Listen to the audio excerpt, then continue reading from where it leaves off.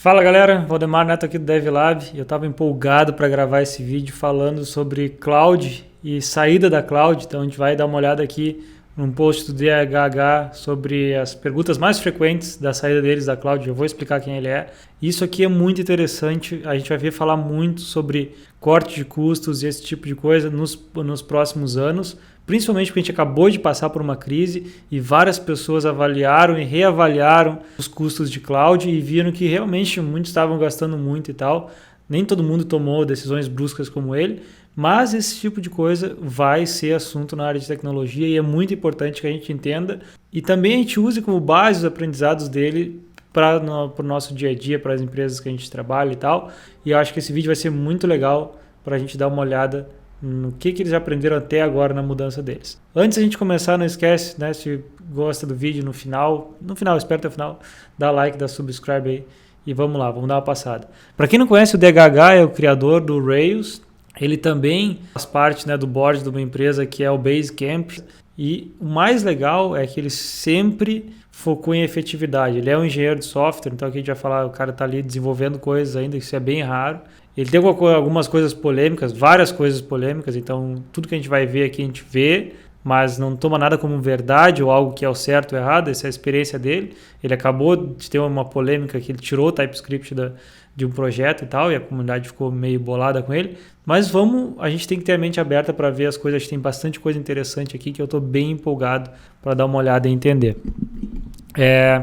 Aqui ele já começa falando que eles anunciaram que iam deixar a nuvem e compartilharam ali o orçamento que eles tinham para a nuvem em 2022 e também fizeram uma estimativa, né, aqui uma estimativa de 7 milhões em economias de dólares, né, para os próximos 5 anos. Então tem aqui os detalhes dos valores e tal. E daí eles começaram a trabalhar em fevereiro, eles anunciaram a ferramenta que tinha sido desenvolvida por eles mesmos para tirar eles da nuvem, né, que é o Camel. O Camel é uma ferramenta que eles desenvolveram, entre ali tem um vídeo do próprio DHH falando sobre a ferramenta. Quem já trabalhou com Rails, com Ruby no passado, deve conhecer o Capistrano.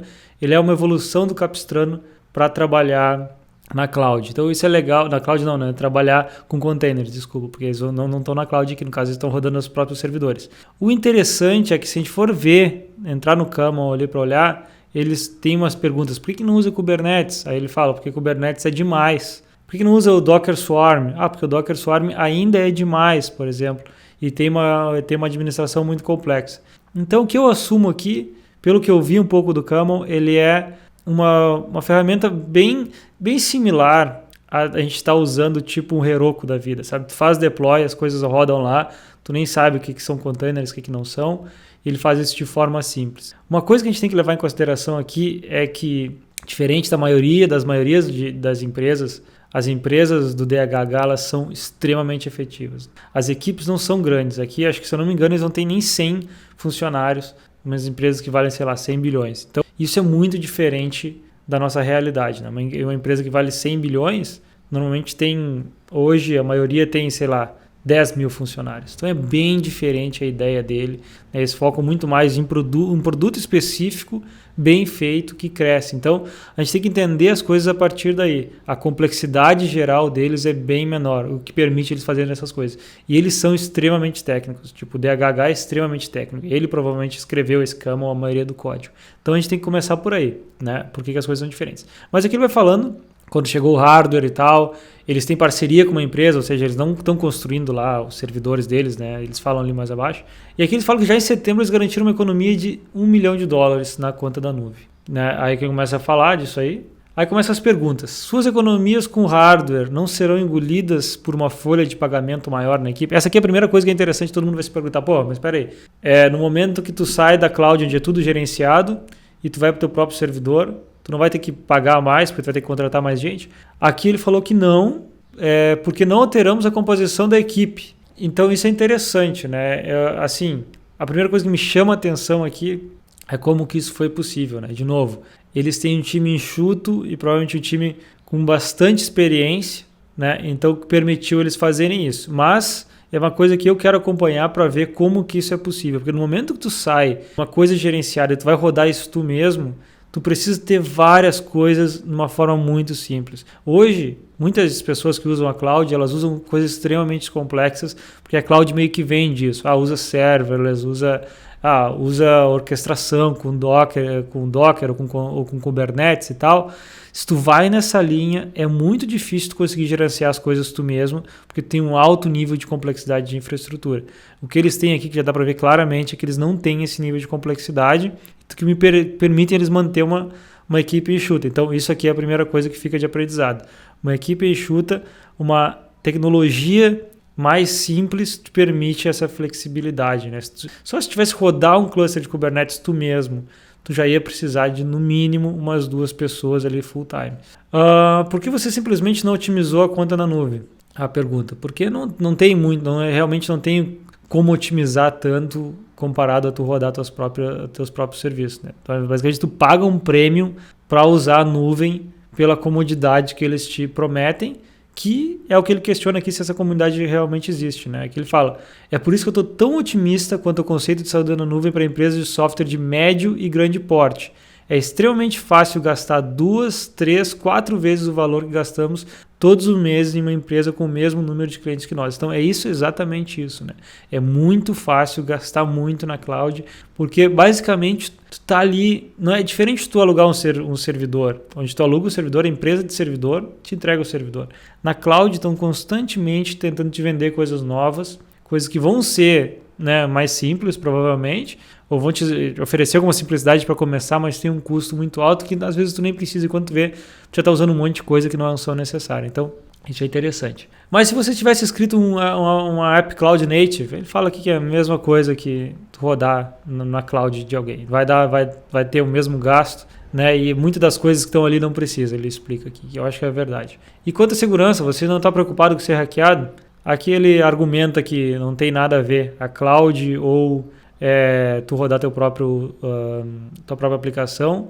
E eu acho que aqui cabe dizer assim, para empresas de pequeno porte, eu acho que sim, tem um risco, porque tu rodar para teus próprios servidores, tu precisa de gente com conhecimento, principalmente de infraestrutura. Hoje a gente tem um mundo onde as pessoas são muito mais, mais desenvolvedores, eu diria, então não tem um grande conhecimento de infraestrutura, então tu vai precisar de alguém com um certo conhecimento de infraestrutura ali.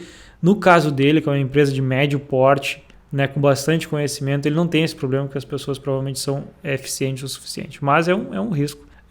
Você não precisa de uma equipe de super engenheiros de classe mundial para fazer isso.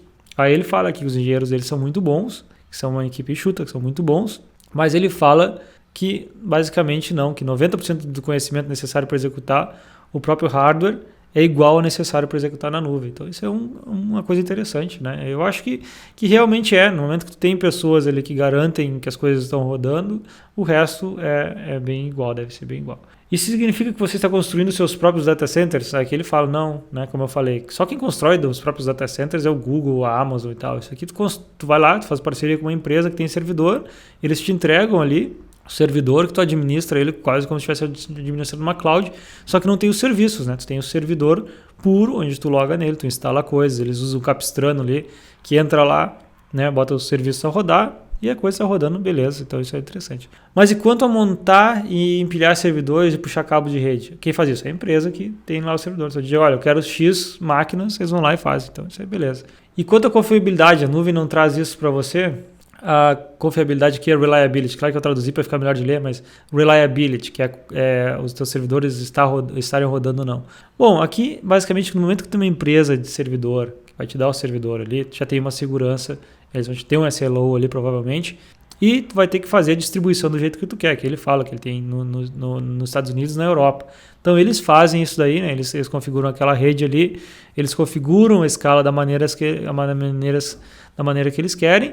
Claro que eles não vão ter aquela facilidade que tem na Amazon, eu quero que escale para X máquinas quando chegar aqui e tal ali, mas na maioria das empresas, sinceramente, a gente não precisa de toda essa flexibilidade. A gente consegue ir lá e dizer, olha, eu vou deixar 2 máquinas aqui, vai ser o suficiente, eu conheço o meu tráfego. É raro a gente ter esses picos muito grandes ou coisas, e sinceramente, tu rodando teus próprios servers, tu pode deixar escalado para cima, porque o que acontece? Quando tu está na cloud, tu quer economizar bastante. Então, quando está parado, não quer gastar. Quando estiver usando, tu quer subir só o suficiente. Mas no server é muito mais barato, né? Então, tu pode daqui a pouco deixar escalado para cima, Tu vai gastar muito menos se estivesse na cloud. Então isso aqui que é uma coisa que ele explica, que eu também concordo, acho interessante. E quanto ao desempenho internacional, aí ele fala que usa um CDN ali e tal, beleza, então pode integrar com o CDN. Aí aqui ele fala no negócio ali que eles estão avaliando ainda o que eles vão precisar em cada localização e tal, e ele fala que realmente nada supera a nuvem quando diz isso que eu falei, né? Quero 10 servidores no Japão. Né, mas o preço para isso é bem alto, então isso é uma coisa interessante. Você levou em consideração quanto custa substituir os servidores posteriormente? Aqui é contar, beleza, depois renovar os servidores. Eles calcularam ali e tal. Aí fala sobre GDPR, LGPD, esse tipo de coisa. Não tem, isso aí basicamente a gente faz, né? A cloud vai dar em algumas coisas nos bancos de dados administrados ali e tal, mas no geral é a gente que faz, então não impacta. E aqui fala sobre demanda, então escalar. Aí então aqui ele explica que eles conhecem muito bem o load deles, e essa coisa de escalar e tal, dificilmente uma empresa do tamanho deles vai ter uma demanda de hardware ou de escala gigantesca de um dia para o outro. Né? Eles já têm 150 mil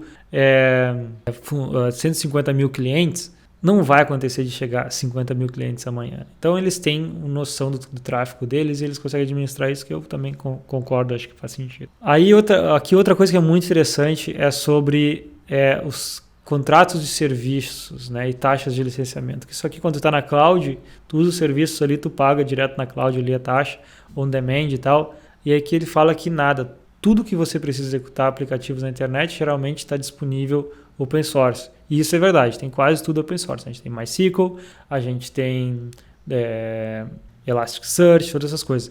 Mas essas coisas também são muito complexas de rodar. Por exemplo, rodar um cluster de Elasticsearch local é bem complexo. Para empresas no porte deles, provavelmente eles já têm muito conhecimento de Elasticsearch, porque eles usam em alta demanda.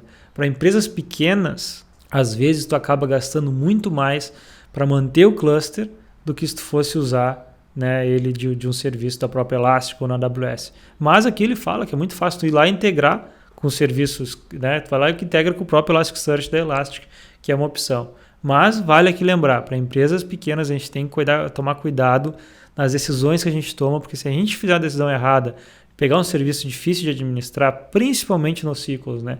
Elasticsearch, Mongo e tal, ocupa muito tempo da tua staff nessas coisas. Se tiver um time pequeno que não tem muito conhecimento. Conhecimento nessas coisas é chave para a gente ter uma efetividade e não gastar muito. Então, se tu dizer, eu não vou para a cloud, mas vou rodar meu próprio Kubernetes, meu Elasticsearch, todas essas coisas.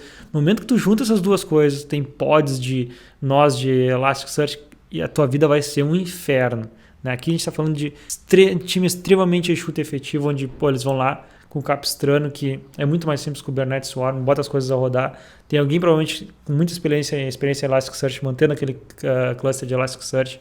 Então essa que é a diferença, né? Efetividade desde o início. E aqui ele conclui com a pergunta, se a nuvem é tão cara, por que você foi para lá? Aí ele fala aqui, porque compramos o argumento do marketing. Né? Então foi isso, né? Com muita gente, né? Pegou o marketing, que seria mais barato, mais fácil e mais rápido. E apenas a última promessa aconteceu para nós. A nuvem torna muito rápido o provisionamento de toda uma linha de servidores. Né? Isso é verdade. Mas não é algo que a gente faz com frequência, ele fala. Por isso não vale o prêmio que eles pagam. Né? E eu acho que isso vale para muita gente. Né? Se tu olhar os teus serviços, as tuas coisas, tu está escalando realmente, tu precisa escalar tanto, ou tu está escalando para poder desescalar e pagar pouco. Então acho que vale muito avaliar isso, né? Qual é a tua complexidade de infraestrutura que tu tem? Por que tu usa cloud? Tu usa cloud, e eu vejo muita gente, hoje em dia a gente tem Kubernetes as a Service, chega ali e sai usando sem nem pensar e tal, né? Que te facilita as coisas, mas essa facilidade ela é realmente necessária, né?